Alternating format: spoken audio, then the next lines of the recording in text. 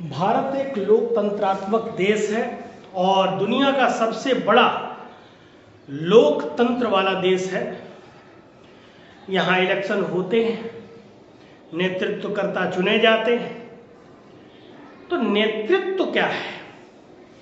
नेतृत्व का अर्थ मात्र कार्यों को पूर्ण करना या नए लक्ष्य प्राप्त करना नहीं है।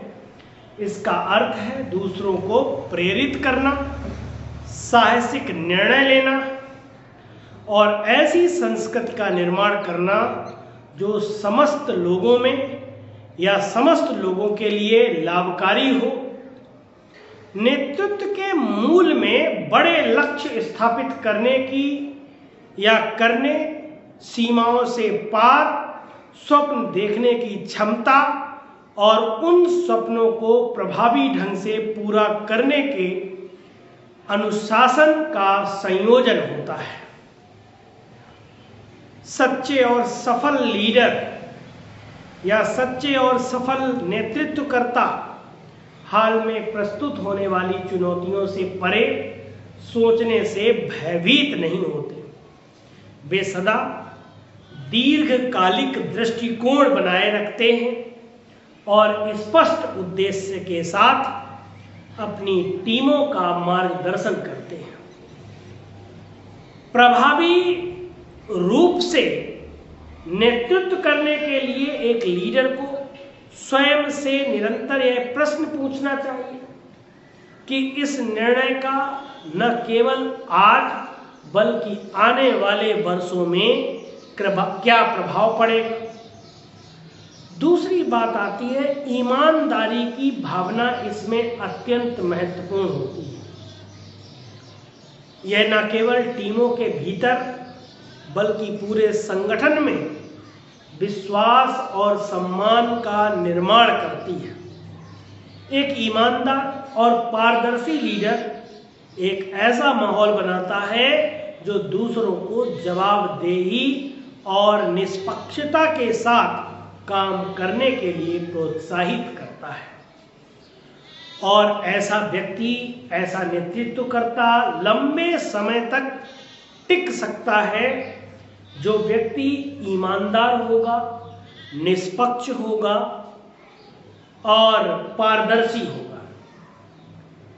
यही कारण है कि आज अगर देखा जाए नरेंद्र मोदी जी की छवि जो है वो भारत ही नहीं बल्कि पूरे विश्व में एक ईमानदार नेता की है।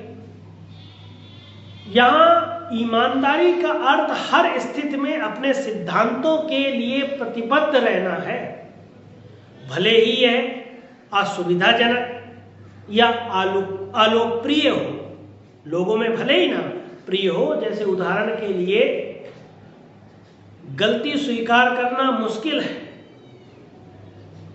लेकिन यह शक्ति का प्रदर्शन कर सकता है और जिम्मेदारी से नेतृत्व करने की अपनी क्षमता में आत्मविश्वास जगा सकता है। ईमानदारी को अपनाने वाले लीडर विश्वास और सहयोग को प्रेरित करते हैं।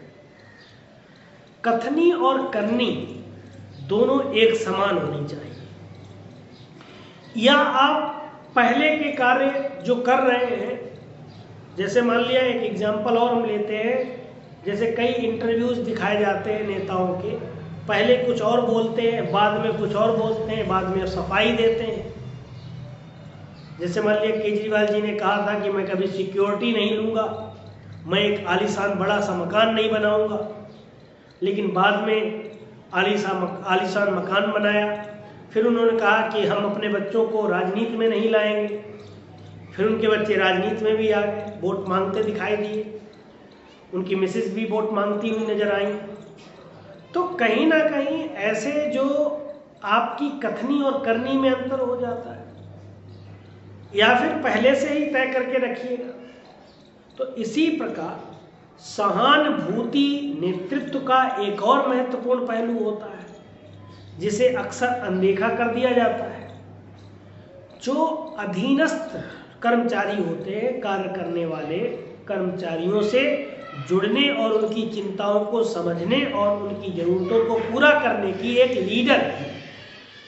जो लीडर होता है तो इसमें क्या है, उसकी क्षमता को समावेशित और प्रेरणा की संस्कृत को भी बढ़ाती है। नेतृत्व का असली अर्थ है कि स्वयं को बड़ा कुछ बनाने की क्षमता रखना और सभी लोगों को ध्यान में रखते हुए, हम अपने गांधी जी को ही लेते हैं, उनमें वो नेतृत्व करता थे।